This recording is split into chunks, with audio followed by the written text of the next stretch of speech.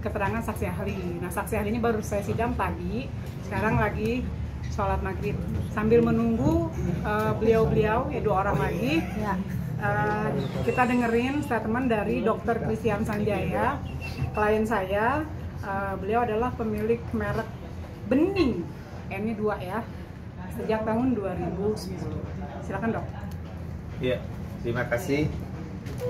Kita semua tahu kalau merek merupakan identitas bagi sebuah perusahaan ya, sehingga kesamaan penyebutan bisa menyebabkan kebingungan dari masyarakat. Hal ini dirasakan oleh saya, pemilik merek Bening yang bergerak di bidang klinik kecantikan. Apalagi diperparah dengan berita yang santer beberapa waktu terakhir ini mengenai peredaran krim label biru yang direview oleh seorang dokter terkenal ya. Itu juga membawa dampak yang buruk buat klinik saya, klinik Bening, karena penyebutan namanya sangat mirip. Jadi masyarakat Surakarta, tempat klinik Bening milik saya berdiri, seringkali menduga bahwa klinik Bening termasuk salah satu dari cabang yang menjual krim racikan ini, atau menjadi bagian dari klinik tersebut.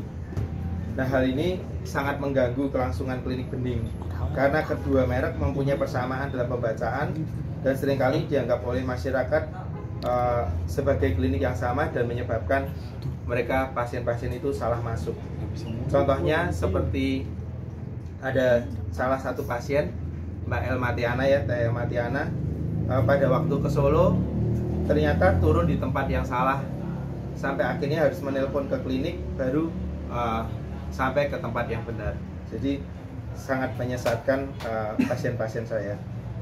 Apalagi merek tersebut juga sering melakukan publikasi dengan artis-artis besar dan influencer-influencer ya, seperti yang tentu sudah dikenal oleh masyarakat, sehingga keberadaan merek saya yang sudah sejak awal Bening menjadi seolah-olah disamakan atau terkaburkan menjadi bagian dari mereka. Nah, karena itu saya sebagai pemilik merek dagang yang telah mendaftarkan lebih dahulu ya ke Direktorat Jenderal Kekayaan Intelektual pada kelas 44 sejak tahun 2010. Baru kemudian tahun 2017 ada pihak lain yang mendaftarkan merek dagang Bening dengan kelas yang sama, yaitu di kelas 44. Dan seperti kita ketahui, merek merupakan hak kekayaan intelektual yang berbentuk gambar, nama, kata, tulisan yang bertujuan untuk membedakan barang atau jasa dalam kegiatan perdagangan. Sehingga pentingnya sebuah merek untuk dilindungi oleh hukum. Dalam sistem hukum di Indonesia mengenal asas konstitutif yang artinya first to file principle. Artinya siapa yang mendaftarkan merek lebih dulu, maka dialah yang berhak atas merek tersebut dan patut memperoleh perlindungan hukum dari negara. Pihak lain tentu tidak diperbolehkan mendaftarkan suatu merek yang memiliki persamaan pada pokoknya atau persamaan pada keseluruhannya dengan merek yang telah terdaftar lebih dahulu, termasuk persamaan penyebutan. Oleh karena itu saya melakukan upaya hukum, yaitu mengajukan gugatan pembatalan merek di Pengadilan Niaga pada Pengadilan Negeri Jakarta Pusat dengan register perkara nomor 58/PDT Sus HKI /merek /2023 PN Niaga Jakarta Pusat untuk mendapatkan kepastian hukum. Tentunya harapan saya proses peradilan ini bisa berjalan dengan semestinya, dan juga permohonan saya untuk pembatalan merek dapat diterima oleh hakim dan merek Bening dapat dibatalkan. Terima kasih. Pak Us tadi sama saksi ahlinya. Tahu sama yang tadi saksi ahli 2 area.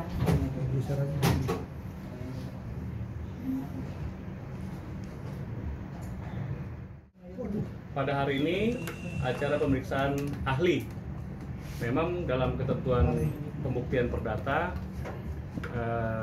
ahli ini memang tidak ada, tapi dalam praktek ahli ini adalah untuk meyakinkan persidangan. Dari keterangan ahli yang disampaikan, kita sudah mempertanyakan terkait dengan sistem first to file. Sistem first to file itu terkait dengan pendaftar pertama. Terus kemudian apa yang dimaksud dengan persamaan pada pokoknya. Persamaan pada pokoknya ini kan harus dijelaskan bahwa seperti apa, doktrinnya seperti apa, sehingga itu dikatakan ada similarity. Bahkan kemudian sudah dijelaskan oleh ahli, adanya patokan-patokan yang sudah ditetapkan oleh beberapa patokan ya, seperti misalkan di di trademark simposium di Cannes Prancis, terus kemudian juga ada yang namanya common guideline ASEAN ya, terkait dengan substantif eksaminasi yang berlaku di ASEAN. Kemudian mungkin untuk lebih jelas bisa dijelaskan oleh Pak Ari sebagai ahli di persidangan tadi. Silakan Pak. Baik, terima kasih.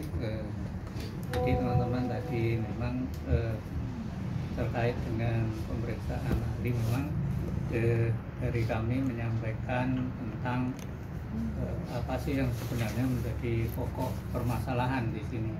Jadi pokok permasalahan di sini adalah karena adanya similaritas di situ. Jadi kami di dalam persidangan tadi menyampaikan mengenai berbagai macam doktrin dari similaritas ini. Dari beberapa literatur itu doktrinnya ada yang doktrin sifatnya holistik, ada doktrin yang sifatnya dominan. Nah, aturan di undang-undang kita, undang-undang merek, undang-undang 20 tahun 2016 menyatakan ada unsur yang dominan. Itu sudah jelas di dalam penjelasan pasal 21 ayat 1 mengenai unsur yang menjadi dominan di situ. Sehingga yang sudah kami sampaikan bahwa yang menjadi pedoman untuk melakukan eksaminasi mengenai persamaan pada pokoknya itu ditentukan menggunakan teori dominansi itu tadi, sehingga tentu ini mungkin bisa membantu untuk menjelaskan duduk perkara ini sehingga bisa nanti tercapai satu putusan yang adil baik untuk semua pihak di sini. Itu yang bisa kami sampaikan. Terima kasih. Oke. Langsung Tanya. Mau nanya tuh tadi harapan lagi. Mas, kalau gugatan itu didaftarkan kapan dan kenapa baru sekarang didaftarkan gugatan? Oke. Gugatan itu kapan daftarkan? Tanggal berapa ya? Kita juga lupa. Sudah ada 2 bulan. Gugatan ini sudah diajukan sekitar 2 bulan. Kenapa baru didaftarkan? Karena sebenarnya sebelumnya saya masih menghormati sumpah seorang dokter. Karena sebenarnya di kedokteran itu kita waktu lulus kita disumpah untuk menganggap sejawat sebagai saudara kandung. Jadi karena pemilik merek di seberang juga adalah seorang dokter dan saya merasa waktu itu belum terganggu, maka saya memutuskan memang untuk tidak menggugat meskipun saya sudah mengetahui sejak tahun 2017. Tapi kemudian pada waktu saya melihat indikasinya semakin ke belakang mendaftarkan merek-merek yang baru dan juga perkembangannya demikian banyak dan juga berita-berita yang beredar di masyarakat cukup merisaukan keberadaan klinik kami, maka saya terpaksa mengajukan proses hukum ini. Kalau yang bening satunya tuh didaftarkan jadi merek dagang tuh tahun berapa? Kan Mas kan 2014 maksudnya. Saya didaftarkan tahun 2010. Oh, 2010. Iya, yang satunya didaftarkan tahun 2017 Dan di ACC. dan diterima. Ya. Dok, berarti selama 2017 yang hampir 6 tahun, total kerugian material berapa sekitar? Oh, mau lihat ini nggak? Di sekitar aja. Kerugian material saya belum menghitung secara pasti. Saya tidak bisa memberikan angka. Tapi kerugian material sangat banyak sekali karena tentunya kami di bidang servis, kami ingin memberikan servis yang terbaik untuk pasien, servis yang terbaik untuk klien kami. Tapi karena adanya klinik tersebut yang membuka klinik berseberangan jalan dengan klinik kami, maka seringkali pasien yang mau datang ke klinik kami itu salah alamat, sehingga seringkali diturunkan di klinik tersebut, sehingga itu mengurangi service excellence yang kami berikan ke pasien. Pasien terpaksa harus nyebrang, pasien terpaksa harus mencari tahu mana tempatnya gitu. Jadi itu menyebabkan kebingungan di pasien-pasien kami itu sangat terasa sekali. Kalau untuk public figure sendiri selain Matiana ada siapa lagi mungkin? boleh disebutkan. Inisial. Yang dari pihak dokter, Iya. Inisial. Dokter. bukan relawan. Yang pernah datang ke Bening ya, dari public figure itu ada waktu itu siapa namanya? Devendrik itu pernah datang. Lalu ada lagi beberapa teman-temannya Devendrik. Untuk Bening sendiri similarnya itu frasa saja ataukah memang ada berbeda dari segi logo maupun tulisannya dok ya? Karena ketika kita bicara haki pasti kan Dirjen Haki akan menolak ketika ada persamaan baik dari logo maupun dari bahasa ataupun pelafasan, tapi ini diterima oleh Dirjen Haki, itu bagaimana dok? Ya. Menurut saya penyebutannya sangat mirip. Dan yang lain tentu bapak-bapak yang pakar hukum ini yang bisa menjawab. Ya mungkin pakar hukum karena kan pasti ada pembeda ya antara Bening yang ini sama yang seberang gitu kan, baik dari segi logo satu garis saja berbeda, itu berbeda dok, dan pasti diterima oleh Dirjen Haki. Itu bagaimana dari pakar-pakar hukum? Ahli, Mau dijelaskan ahli? Oh iya. Jadi gini, karena saat di dalam pasal 21 sudah menjelaskan ada persamaan secara keseluruhan, dan itu, dan yang kedua ada persamaan pada pokoknya kan itu. Nah, persamaan pada pokoknya itu juga ditentukan harus ada daya pembedanya. Maka ini yang kemudian memunculkan yang namanya doktrin persamaan untuk menguji seberapa beda kan gitu ya, karena harus ada daya pembedanya itu. Kalau hanya sebatas satu garis tadi itu belum menjadi daya pembeda. Jadi ini nanti merupakan karena ini dari examiner sendiri ya, pemeriksa merek yang nanti dia melihat ini apakah memang merek ini ada daya pembedanya. Bisa jadi nanti examinernya menyatakan oh ada kan itu ya, tetapi bisa terjadi karena misinterpretasi juga bisa, karena sifat subjektif ya, sifat subjektif dari examiner. Maka hasil dari sifat administratif di dalam pemeriksaan setelah selesai diterima masih memungkinkan untuk dilakukan gugatan pembatalan kalau terjadi memang pemberian merek itu ada yang merasa dirugikan kan gitu. Maka melalui proses gugatan pembatalan ini salah satunya untuk dilakukan uji terhadap hasil dari pemeriksaan kan. Itu mas. Dok, ini laporannya ini untuk dokternya aja atau untuk BA-BA yang sudah dari public figure yang sudah mempromosikan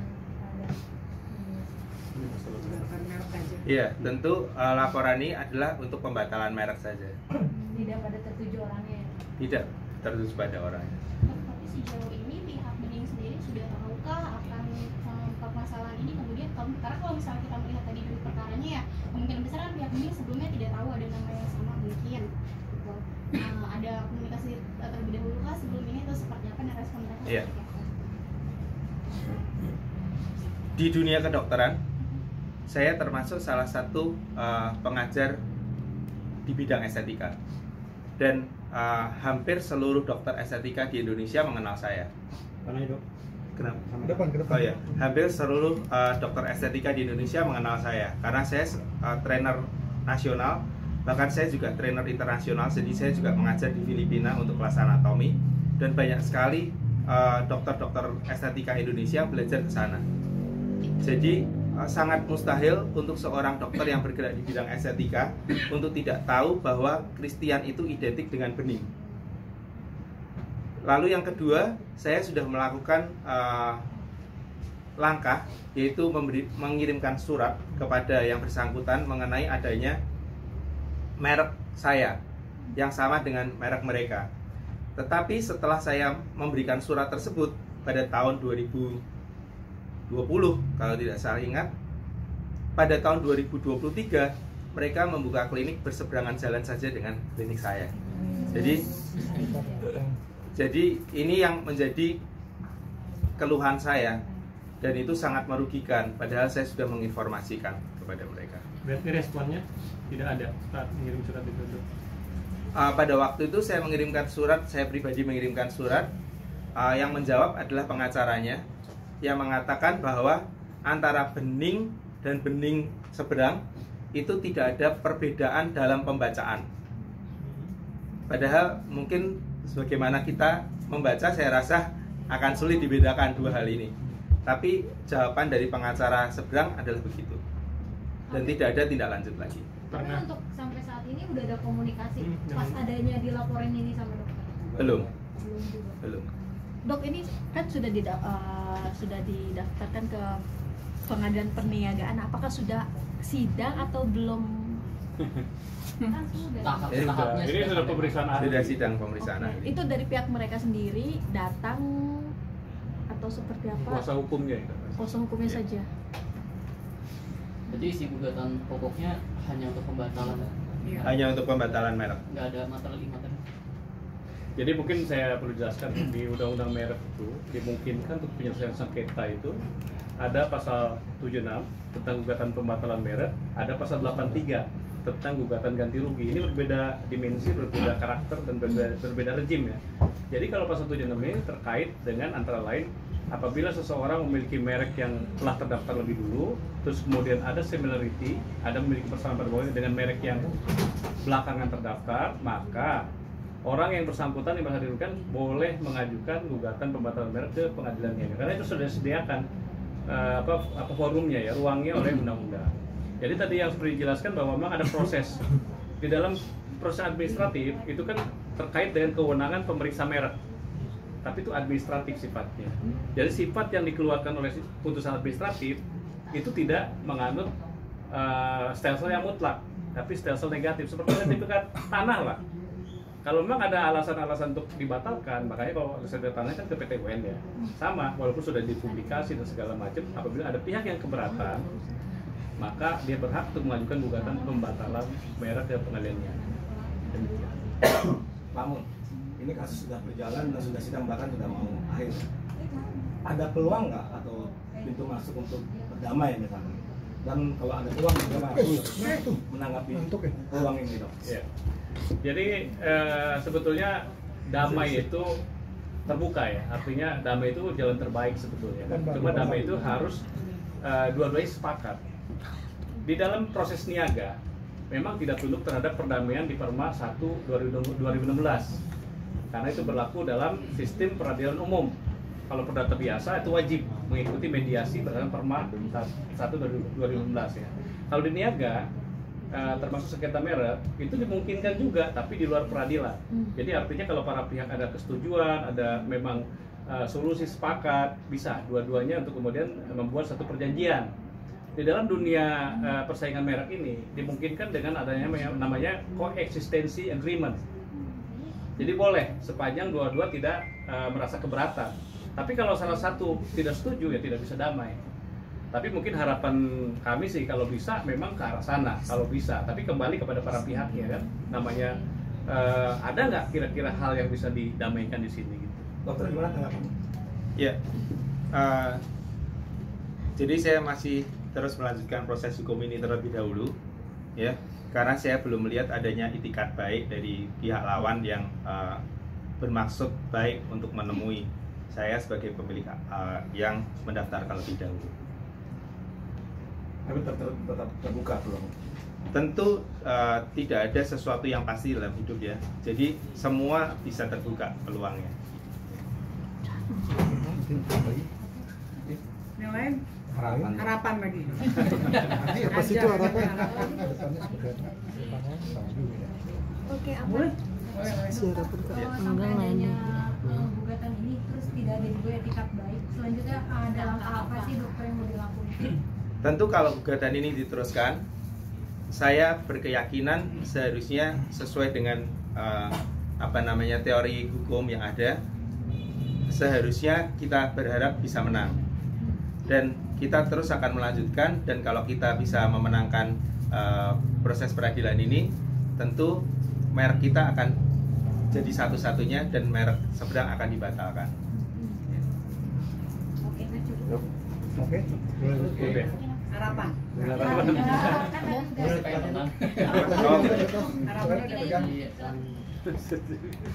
Tahan dong.